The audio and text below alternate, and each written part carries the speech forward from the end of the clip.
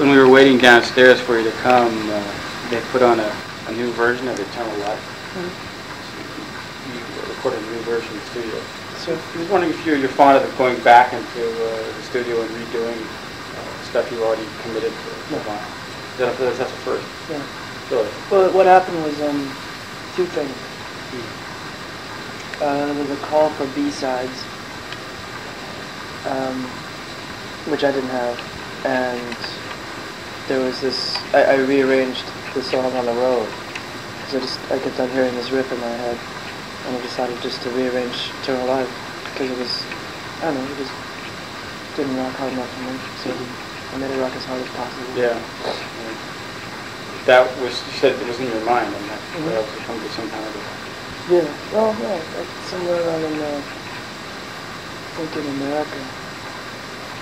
I forget. I completely forget. But it was pretty much, I arranged it on the bus and in rehearsal and at sound checks and stuff. And that's the version you've been doing on the road as well? We don't know it any other way, actually. We forgot the how good. So that's the exception, not the rule. Right. It's completely replaced the Grace version. Is that your concept of what music should be? Should it be something that's always changing and evolving, like a living thing? It's just my concept of what music is. It changes and evolves without you doing anything. I mean, you can play a song for years and years, or maybe for months, and not even taking that long, and just having there being a lull in the excitement, or just feeling that it's stiff for some reason, not knowing what it is. The thing is just to completely either completely change the approach, or do away with the song for a long time, take a rest from it, or somehow completely change your attitude toward it. But the thing is that there's another thing that happens, is that songs find deeper meaning as the older they get. So I don't know. It doesn't happen all the time that things lose their power. Depends on the song. So then, in your case, most of your songs will eventually, I guess, undergo a change. You said this time was the exception rather than the rule, but it's the exception rather than the rule that I re-record something. Oh, I see. But things are always sort of finding new things. But no, I don't know about radically. Because we like the way that the songs are, and we try to make them work the way they are in a natural form, but they just naturally take on new muscle, cut off excess fat, all that stuff. And like you said, you need a B-side, which I don't quite get. What is one new B-side? That's what I'd like to know. I mean, you're not exactly a prolific releaser of singles.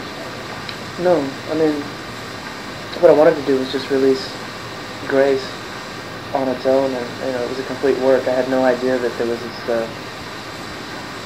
this underlying demand for B-sides from Europe, Japan. Oh, I see. That's the way they do things. Non-U.S. markets. Yeah, non-U.S. markets. So it's naturally assumed that the artist will have sundry material that they didn't put on the record. But I put all, no more, no less than what I needed on the record. Other records will have spillover, but not Grace. I didn't really. That was a real deliberate work. The inspirational process. It's kind of hard to step back and analyze yourself, I'm sure. But you talked about the riff for the new version of Eternal Life coming to you one day. How does the inspirational process work? Is it something that just sort of naturally comes from within, or are you inspired by other people and think, I could do a little twist on that? How exactly does it work?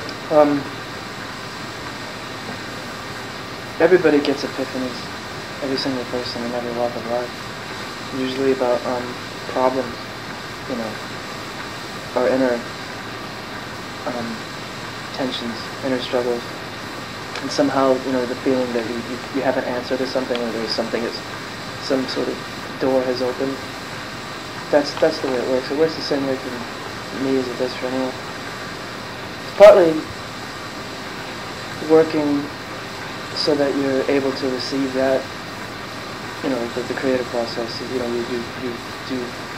things like, I collect all kinds of lines and write all the time and think about things. But and that's like sort of plowing the way for inspiration to come through. so you're strong enough to hang on to it when it takes flight. I see. You know. Yeah.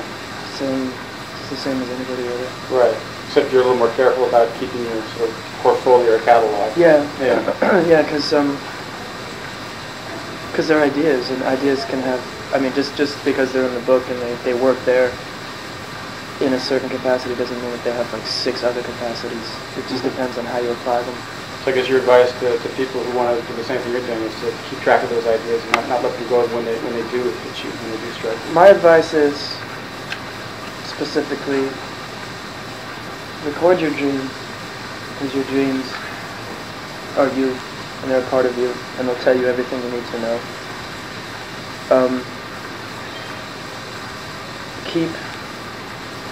Keep a sense of honor about even your dumbest ideas, even your most silly ideas.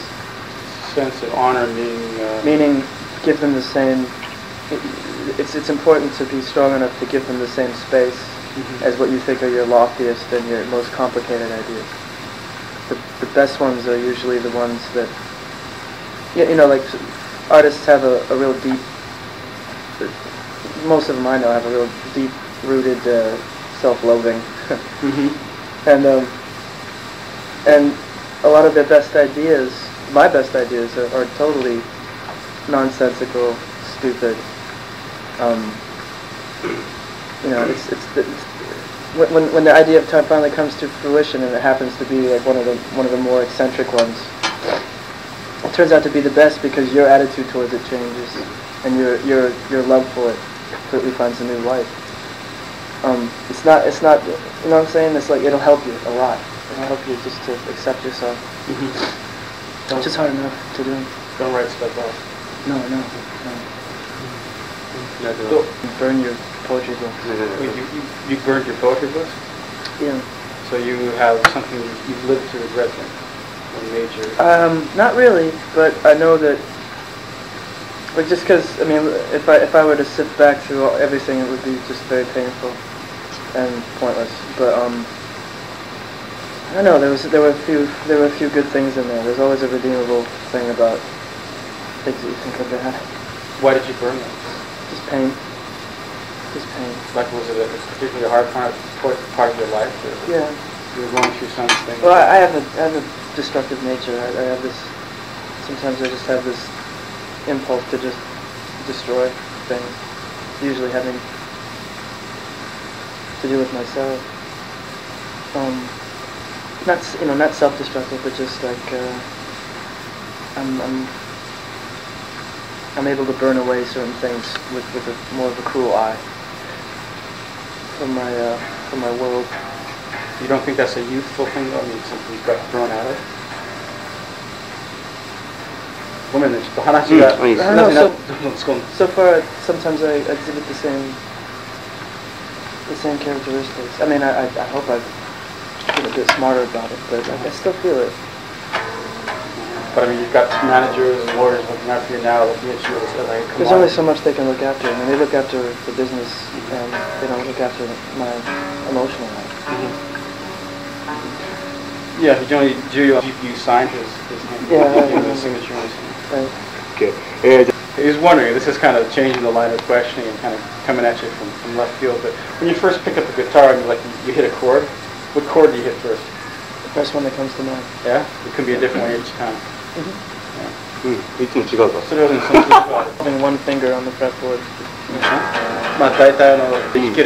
Kind of a general, forcing you into a generalization. Which you prefer, more complex chords or like chords where you can play open strings, open chords? I guess it depends on the context. Oh, I love using open strings. And I love, well, it's a lot like the way I just go to a piano and just clump my hands down and whatever sounds good I keep. Really? So you do write stuff on the piano? No, I mean, I go to the piano sometimes, but it's just like that kind of approach, just like, if it looks pretty and it sounds good and feels good to play, I just keep it. I like to use my thumb a lot, and bass notes. Power chords are always pretty functional. Great. Able to, like, rattle off how to spell different